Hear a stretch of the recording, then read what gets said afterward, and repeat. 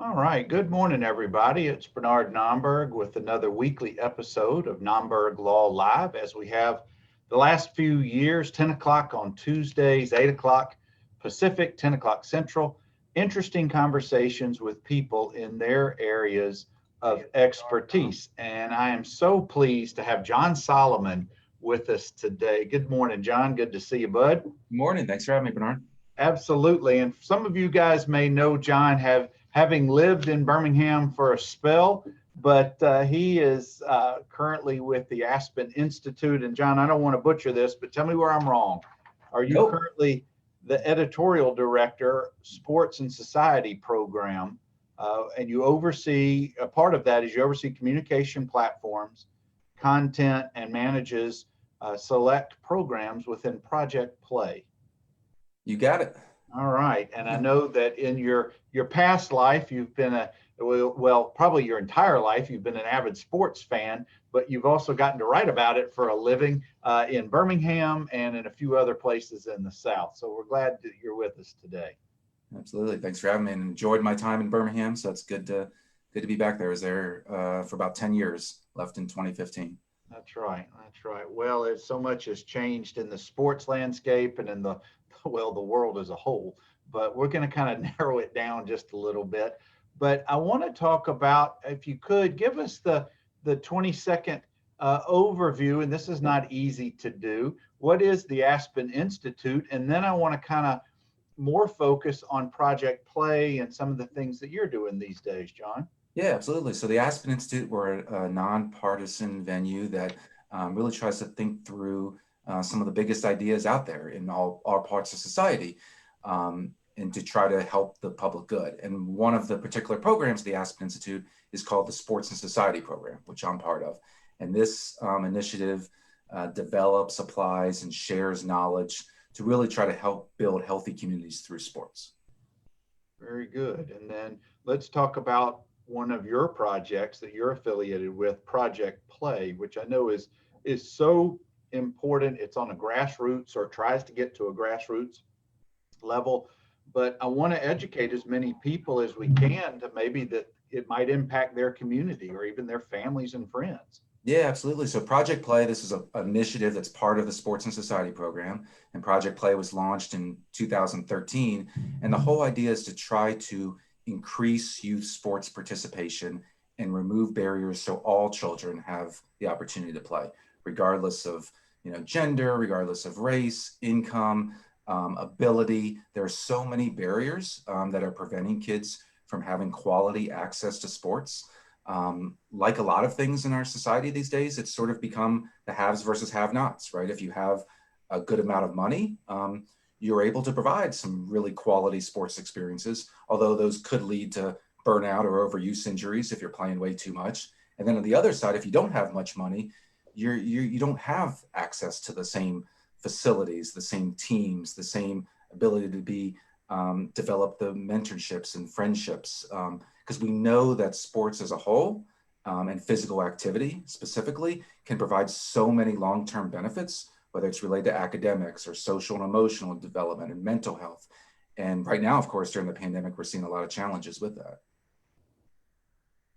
What, Jon, if I have a child in a rural community, or if I have a child who just doesn't have the financial resources to participate in local rec leagues, or there is no rec leagues in the community, how can Project Play, or how can a family reach out to Project Play, or how could they potentially benefit from what's being offered right now? Yeah, so we have a lot of resources at our website.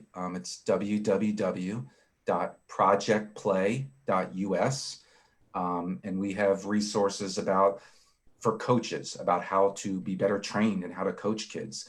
Coaching, of course, related to skills, that's one thing, but we're very high on promoting social and emotional development and trying to make sure that coaches are helping young athletes grow personally, right? That it's not just about winning and being recruited, and then all of that can sort of be a byproduct. And I wouldn't say not necessarily don't be competitive, but the real purpose of playing sports is all of those other benefits that are part of it. So our website has resources for coaches. We have resources for parents on there as well. For instance, we've done national surveys of youth sports parents about their attitudes, both before COVID-19 and then also what's happening right now during COVID-19. We also have a periodical parent mailbag where parents can submit their own questions to us, and we, go through them and we answer them in, a column that I write. And we also just have information about coronavirus right now, and resources and tools like return to play. What does return to play? What should it look like? How do you think through it? What are 10 questions families can ask themselves or their sports provider about COVID-19 safety? So a lot of different resources on there. Well, I put the link to the website in our show notes, which I'm sure many families would benefit just having that resource available to them. I know if I have a child or children who want to return back to rec leagues or whatever it is, but my local rec league people who run it may not have all of the necessary answers that I'm looking for. So I'm sure that's a great resource. So thank you for that, Jon. What is, I guess, how do I put this? If let's say that I live in a community that has regular, it's a decently socioeconomic neighborhood, and we just have pickup sports, and we're going to get back to hopefully playing late in the summer or fall, whenever it may be. I'm not sure the timetable. And we feel like we're doing the right things, but then you've got some families that just are still not very sure about their children being exposed back into public. Here, my question is, does Project Play have speakers available? Do they have, other than some resources, Q&A or so on the website, do they reach out into the communities if they're asked? I guess is what I'm trying to get. Yeah, I mean, we do work in communities. Usually it's with like some specific partners, but we've worked in like 10 different communities across the country at different periods of time, often to create sort of a large big picture report of what the state of youth sports looks like in that community. So for instance, we did a report on Mobile County, Alabama, which I wrote a couple years ago and spent time there in Mobile, and you talk to different people and collect a lot of data and research. And in each of these communities, we also survey the youth as well, which is a big part of what we believe at Project Play. One of our number one strategy actually is ask kids what they want. And it sounds really simple, but unfortunately, I think a lot of adults forget to do that ultimately this is the child's sports experience, not the adults. Wait, are you sure? Yeah, right. I know, right? It's not the adult sports experience. We had our experience already. So let's have the child's voice be part of this. What is it that they would like to do at practice, right? Or making sure that they are getting playing time or making it fun and enjoyable, because we know, we have research that the average child quits sports by around age 11, and it's because it stops being fun. It stops being interesting to them and compelling. And the number one reason that kids always say in research about why they play sports is they want to be with friends and their teammates. And winning, while I know that's very important for a lot of adults and some kids as well, and we all want to compete, but trust me, it ranks a lot lower for kids. It's usually like 8th or 9th, like reason about why they want to play sports. It then gets into the long-standing debate where people criticize, well, just because you participate doesn't mean you get a trophy. And I know that there are leagues that support that theory, that if you're going to go out and play, no matter what the score or the results, you're going to get some recognition some way. And then you have I call them the old school mentality that doesn't know. That's not how sports are meant to treat kids and to teach them lessons. You have to win, in order to get the medal. And I didn't know if Project Play or any of your endeavors, if you have looked into this or researched it or done further studies to figure out where's the balance in that, because it really has been a very heated debate for a couple of decades now. Yeah, no, it's an interesting question. I've always personally kind of thought you're totally right. It's a heated debate. I think it's also sort of been a false debate and kind of misses the bigger picture. And that is that we just want kids playing sports, like no matter what, right? So like, look, if when you get older, I totally understand not having participation trophies, and that makes sense. You're starting to pull it and it becomes competitive. But when you're younger, if you're like 5 or 6 or 7, and I don't even know what the right age is to stop, but like, I don't necessarily see the harm of it if that somehow is motivating young kids to play sports or to continue to play sports and want to come back. Because trust me, I've seen it. I've seen it living in Alabama. I mean, candidly, where when I lived in Hoover, that it was just a way too competitive T-ball league for my 5-year-old son.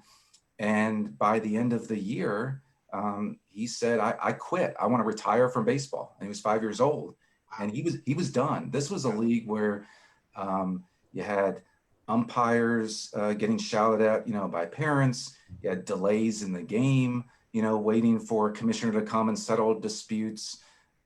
You had coaches creating tactics that weren't the right way to teach the kids the skills. They were just trying to succeed to win the game. Double elimination end of the year tournaments. It was like, it was crazy, and that drove a lot of my perceptions. Then afterwards, I was a new dad at that point. It's my first son, and I didn't want him to experience that anymore, but I kind of lost him a little bit through sports. He doesn't really do sports much anymore. My youngest son does, and I've tried to be a coach on most of his teams, since then. So I have more of a voice and a say in it.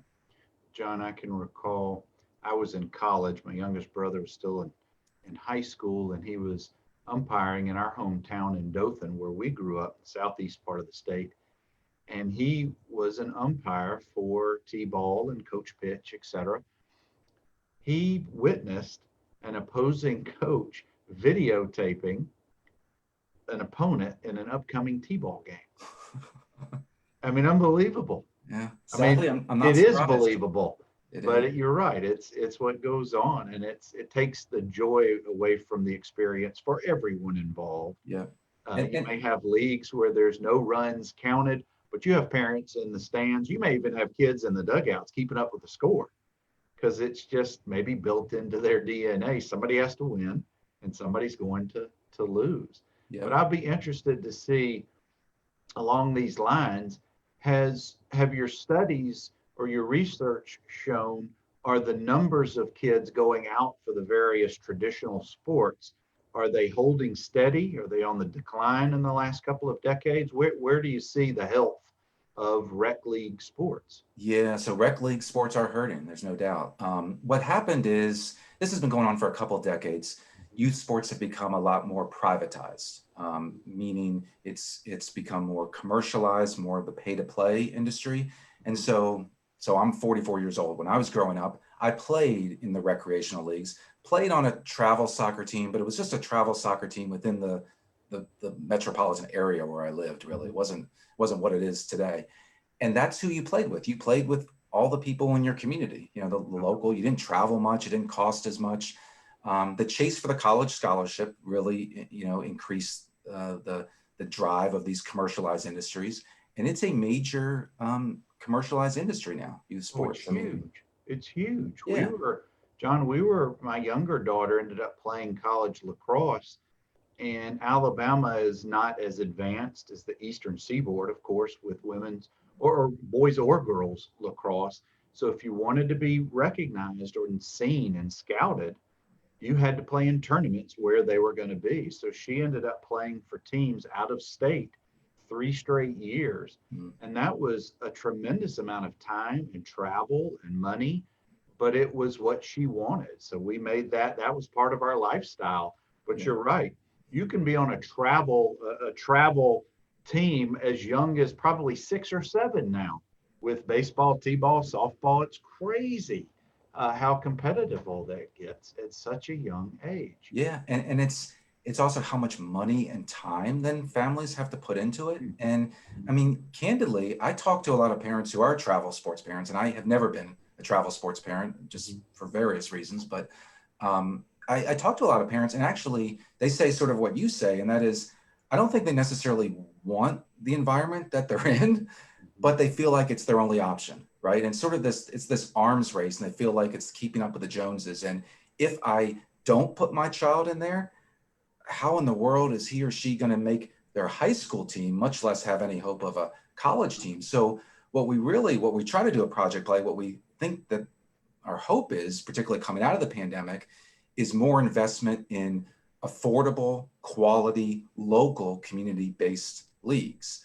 It's going to be challenging, but I think there is a need for it. There's almost this need for this middle tier in youth sports. There's like the parks and rec leagues that serve their purpose, have a very good purpose because it's going to get all the kids who are eligible to play, and it's cheaper and it's local. Then there's the travel sports teams where you probably have, not probably, you do have, I think, and they're considered more elite, not necessarily are elite coached, but they are considered and described elite. Yeah. But I think there probably are a lot more kids in there who should be in there based on their talents or what their finances maybe could afford. And then what we need is sort of this middle class where you could still offer quality coaching, but it's local and it's affordable, and it's not parents running around like crazy 4 or 5 times a week with, practices and games, and then traveling out of state a lot on weekends. It's just a grind for a lot of people. It certainly can be a tremendous grind.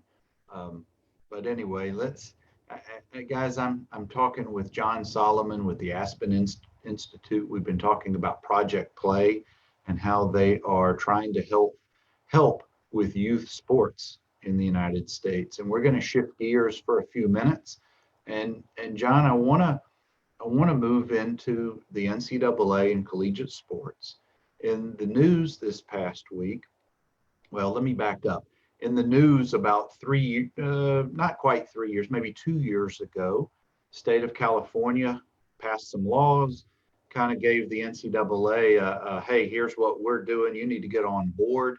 But ultimately, what we're talking about is as an umbrella is the NIL. It's the name, image, and likeness issue that's going on, that hopefully that they find a happy medium, if they can, to be able to compensate collegiate athletes in some way. Now, does that mean that the quarterback at Alabama is going to end up with a car dealership endorsement? I wouldn't think so. But at the same time, the backup field goal kicker is what is that person going to eventually be able to do with anything? So it's all over the board. But what I saw last week is that the NCAA has decided to delay its vote on this issue. And that's where I want to lead to you, is kind of from a let's look at this from a bird's eye view overview. Where do you see this going if you have your crystal ball that can look into the next 3 years? Yeah, so it's a good question. So the definitive answer is to say, I think there's no doubt that extra compensation is coming to college athletes, and it's most likely going to come this year, here in 2021. That I think we will start seeing athletes, I think in the 2021 calendar, being allowed to be, unless there are legal lawsuits that shut things down in some of these states, there will be allowances of college athletes to make money off their name, image, and likeness. Basically, it's a right that all of us have. Typically, you're allowed to make money off your name, image, and likeness, commonly called NIL.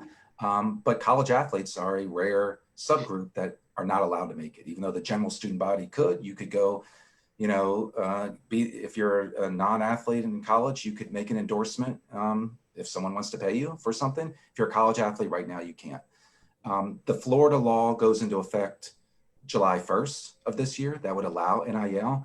It is less restrictive than what the NCAA and a lot of its members would like, but it's going to be a state law, and I think they're going to move forward unless they're stopped, legally, or there's a federal law that's created before then.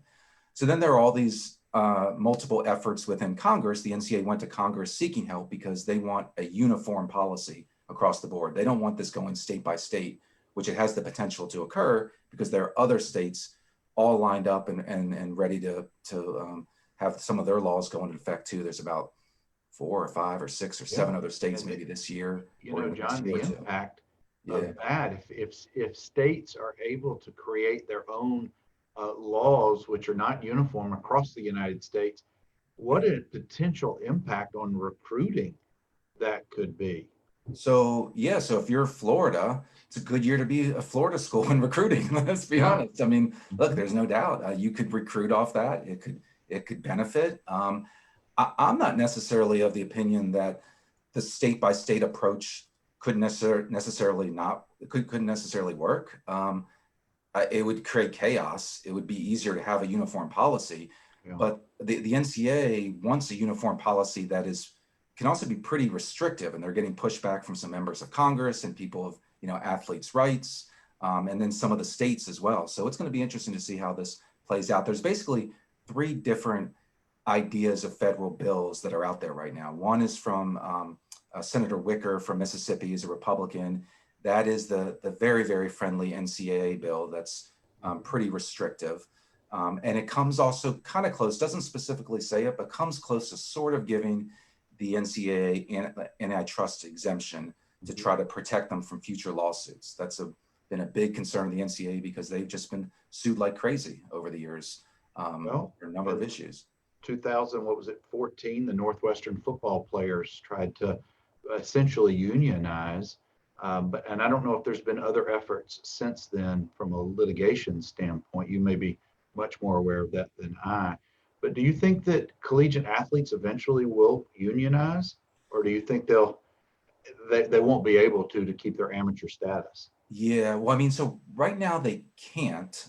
So you're right, the Northwestern tried it, and the NLRB initially, the regional board in Chicago of the NLRB ruled that for these private school football players at Northwestern, granted, remember it's not public school because it doesn't Right. NLRB doesn't cover public, but these private school, yeah, we believe they're employees. The regional board said that. Then it went to the national board, and they pulled it back and basically said this is going to be too difficult between public and private, but they never answered the question. They punted Right. it on whether they're employees or not. They didn't want Yeah. anything to do with it. They So just, we'll push that on to the next decision right, maker. right. So it's never been answered legally by the Yeah. NLRB. Yeah. But employees would be difficult because state laws have their own Yeah. restrictions and laws, and it's very state by state, and private schools are different than public. So I think that could be difficult for athletes to ever unionize. Yeah, I want to say, wasn't it maybe about a year or so ago? Didn't some of the Stanford football players act like they wanted to? I can't remember. I know there was some rumblings out of Stanford from some of their football players about getting together, either with the NIL issue or maybe it was the pre-pandemic or leading into the pandemic, and their safety and health concerns. Maybe I'm getting that a little No, mixed they, up. they may have. I can't recall exactly. Oh, John, we got a question for you, a little off topic, and you may recognize this fella. Barry Dreyer had some questions for you. He says, "Do you miss him?" Well, we're going to change the subject for a minute because we could be talking about NIL for the next 2 hours and still not have any answers. But he says, "Do you miss covering sports as a columnist and a reporter? You certainly left a void when you left Birmingham." Well, thanks for the comment, Barry. Good not seeing you, but hearing from you. I miss our softball games. Used to play softball with Barry on And he Sunday did mornings. comment that you had deceptive speed on the base paths. I don't know about that. I was an opposite field hitter, just tried to slap it to the third base side and maybe beat it out for a single.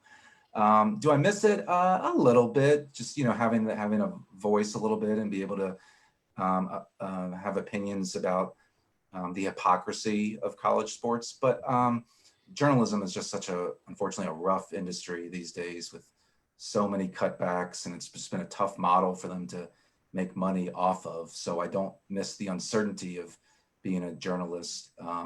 What I also like at the Aspen Institute is that we're trying to always search for solutions to big problems, and they're complex. And one thing that journalism does a really good job of is typically, hopefully, is what they should do, is identifying problems, right, in different areas. But they uncover it as journalists, but you don't always test the solutions and come back to it later, to see if these solutions are actually working or what came out of the attempted solution. So there's another story. There's another story the next day. Yeah, exactly. You move on. You move on to the next thing. Yeah. But no, that's what it sounds like. The Aspen Institute. I hate to use this term if I'm not properly describing it as a think tank. I know some people don't like that term, but it really is a bunch of like-minded people trying to figure out solutions to problems that are big overall society issues, whether it's sports or education or other parts of society. So it really is a very interesting place where you work. I know that you're proud of where you work and the work that you guys are being able to accomplish. Yeah, no, absolutely. And it's also, nonpartisan, right? It's really important that we bring Democrats and Republicans to the table, people from all parts of the country, people from all different walks of life. Because unfortunately, in our polarized society these days, we don't have a lot of venues and spaces where people can come together and just have real dialogue and in safe places. And it's not going to be, accusations and a lot of tension. So that's a big part of what we do as well, is we do search for solutions, but we also facilitate dialogue, and we convene a lot of leaders from Well, different spectrums. the optimist in me says that starts tomorrow, the healing, I hopefully on hope some so. level, on many levels. But John, before I let you get out of here, uh, with you being a longtime sports enthusiast like myself and like BD, who had a great comment and question a minute ago, I want you to share with us maybe one or two of your most fond memories as a sports fan, whether as a kid or as an adult, or whether you're covering the event or you're there just as a fan. Share with us one or two of your most favorite events. Yeah, that's a good question. Yeah, I do miss some of the big events sometimes, right? And that's one of when Barry asked if I miss sports journalism, you miss the big events, being there in person, and the unpredictability of sports, right? And the drama that anything can happen. So one that immediately comes to mind is the kick six, in 2013 Iron Bowl. You Well, know, John, it was good to talk to you, bud. See, we'll uh-oh, see. uh-oh, No, Alabama but fan. you're so right that sports to me is the last of the true reality television. Yep, It's not scripted, and the craziest things can and will happen, particularly at Jordan Hare Stadium in the fall on any given Saturday. It's correct. crazy. So I remember at that game, I'm up in the press box and writing. I seem to remember AJ McCarron hit some deep touchdown pass in the fourth quarter, put Alabama ahead like a, I don't know, 80 or 90-yard pass or Yeah. whatever. And I'm writing my column, my piece already at that point, thinking, okay, that's it. That's the play, right? Like AJ's big touchdown pass. And then, you go for that field goal attempt, and I'm staying up in the press box because I'm on deadline. And a lot of other reporters, often you go down onto the field and you're there on the field at the very end, so you can get to the interviews and all that, and you're loud on the field. But I just had a file right at the end. And then the kick six happens, and you're like, what is going on? Like before your eyes seeing this, and you have to do a total rewrite. And I was able to, convince my office, like, look, I'm not going to send this now. Let me just write something different. And I ended up writing about the scene, the post-game scene, Oh my gosh. fans The all coming on scene. the field, and they all were reliving not all, but many were reliving Chris Davis's run. They started in the end zone. They're filming themselves and they're doing the moves. And I just ended up writing a whole piece describing what I saw of the Auburn fans celebrating and what that celebration looked like, as opposed to, I always kind of, as a reporter, like to zig instead of zag. I wanted to go different than some other reporters and just try to find a different story than just the same old Gus Malzahn quote and Chris Davis quote. It's usually, if not always, to me, what happens outside the playing field, away from the game itself, is so much more interesting than the event. But if you remember, just the week or 2 weeks before that game in Jordan Hare against Georgia, another miraculous play with the tip to the number 5. I can't think of his last name, the wide receiver who took the miraculous touchdown for Auburn to win another game. Yeah. Is it still called? Is it the prayer of Jordan Hare? Is that There you go. There you go. It? Yeah. There you go. Well, John, thank you for spending some time talking about Project Play, a little bit about the name, image, and likeness, and some of your reporting. So I appreciate your time and sharing that with us today. Sure. Thanks so much for having me. Good luck to everybody. My pleasure. Guys, I wish each of these shows were longer, maybe closer to an hour, but then I'd not get my work done and my guests would never get their work done. But thank you, as always, for spending some time with us each Tuesday at 10 o'clock Central, 8 a.m. Pacific. Interesting conversations with people in their areas of expertise, and Jon certainly fits that today. So you guys have a great rest of your week, and we will talk to you another time.